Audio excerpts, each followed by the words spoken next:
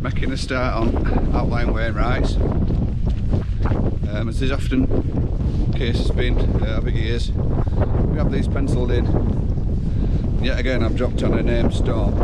So it's Storm Dara this weekend. It's been pretty bad on West Coast, red alerts and whatnot. It's Sunday, we actually come up yesterday, but A66 was shut. To go carry on A1 past Scotch Corner. Crazy diversion, ended up going through Alston. It took me that long to get here. There were only a couple of hours of daylight left, and I got to sort my accommodation out. So I decided to go to the pub and do walks this morning and then drive home. So I've just been up to Foldsbrow.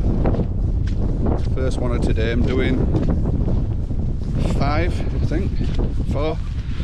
They're all spread out, so it's like a drive in between them. So I'm just nearly back at car, and I'll just drive to the next starting point. What next fell? I'll bring you back in a bit.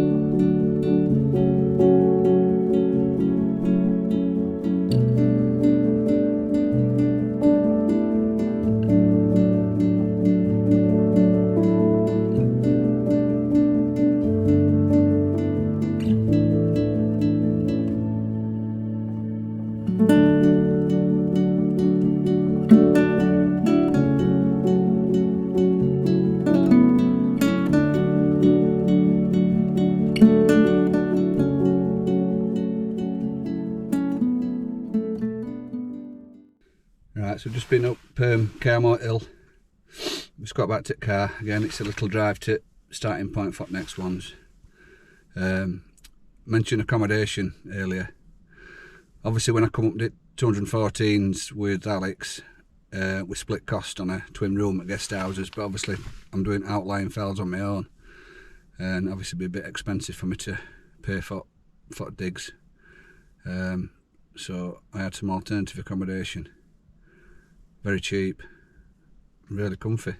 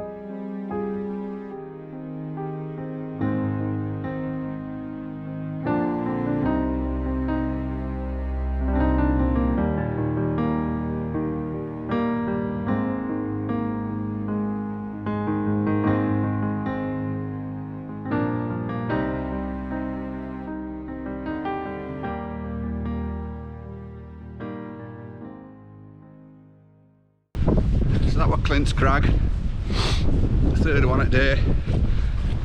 Got two left, Watch Hill, Set, Merthick Common. About a mile and a half back to the car, and then we'll drive to the start point for final two. So yeah, the accommodation, slept in the car, really comfortable. It's an estate, so it's long. Obviously it seats down, airbed, top of mattress, my Alp kit, pipe dream sleeping bag, and a big throw, toasty warm, nice and dry.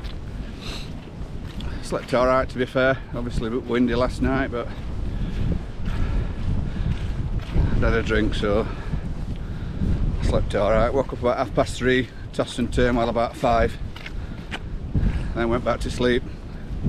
Alarm went off at 7:30, I stopped that and then woke up again at 8:30. Obviously the original plan was to drive home this morning after walking yesterday, but that didn't work out. Checked and A66 is reopened, so it should be straightforward drive home. But let's get to these last two, get them done first.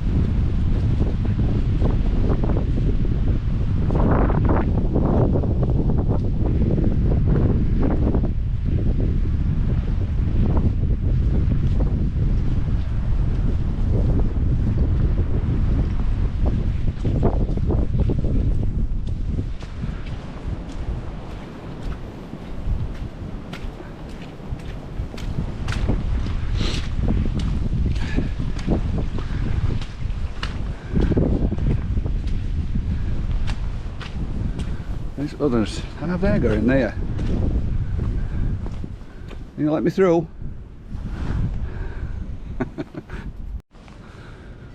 Start walking through that field, and that cow's doing some kind of crazy dance, running towards me. So I'm trying to skirt right outside. I hope it's on up here because there's not much of a escape route. It's very muddy. Oh, I've escaped. That was a bit of a nightmare. They all started coming towards fences approach gate, but there's only one in the field that I wanted to go through. As soon as I went through, it started jumping up and down and coming towards me, so I quickly retreated. I had to follow the fence line and get over through a lot of thorny trees. And now I'm coming to another gate. It's got a field full of cows.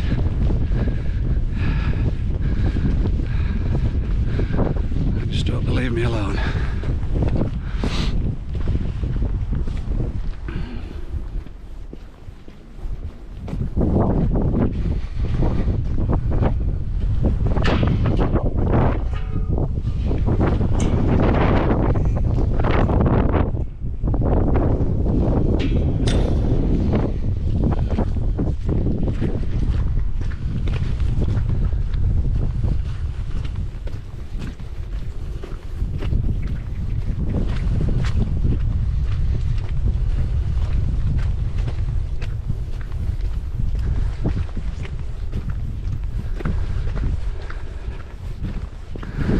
I think that one line of barbed wire is going to save me, so start running.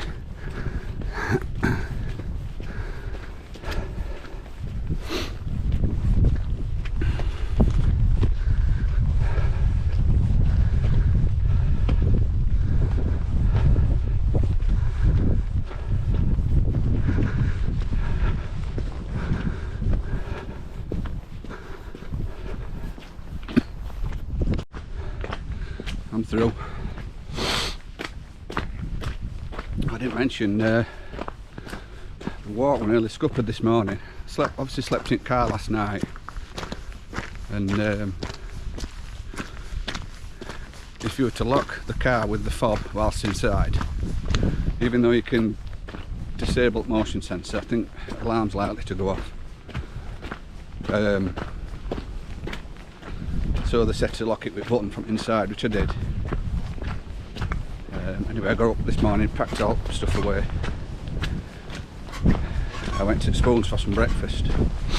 Parked up, went in, had something to eat, come back out, and my fob wouldn't open the car, it wouldn't unlock doors.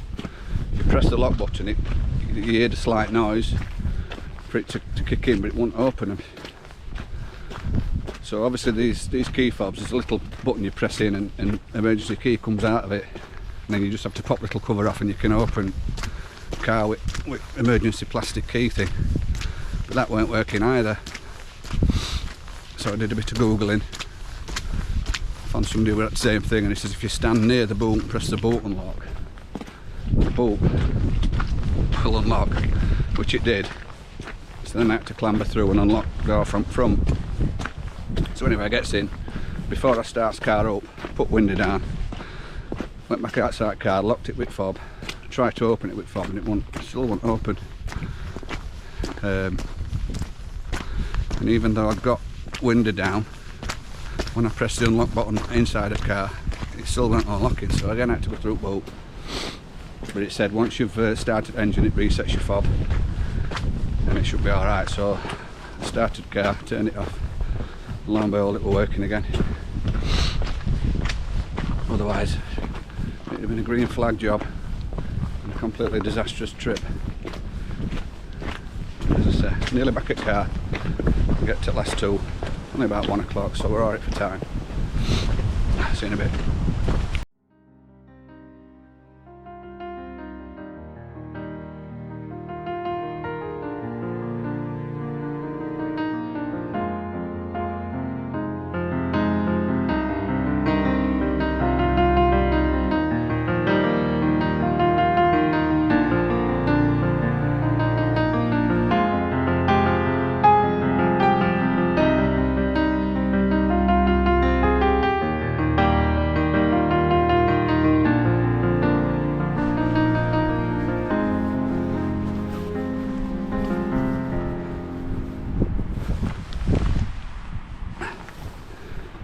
Yeah, it's a bit confusing.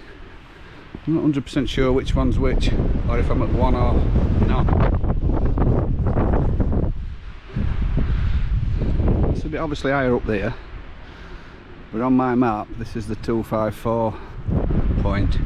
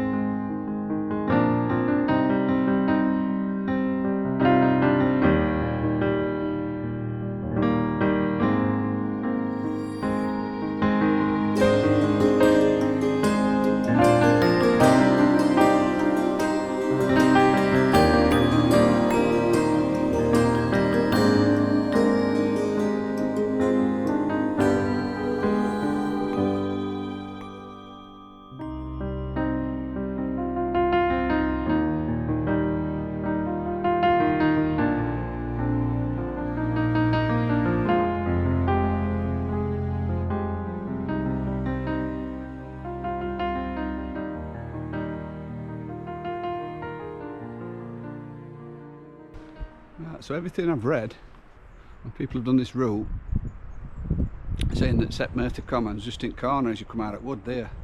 But if you switch Outdoor Active app from OS Map to Outdoor Active Map, the 837 is showing here just inside Wood. So God knows, but I've been to both.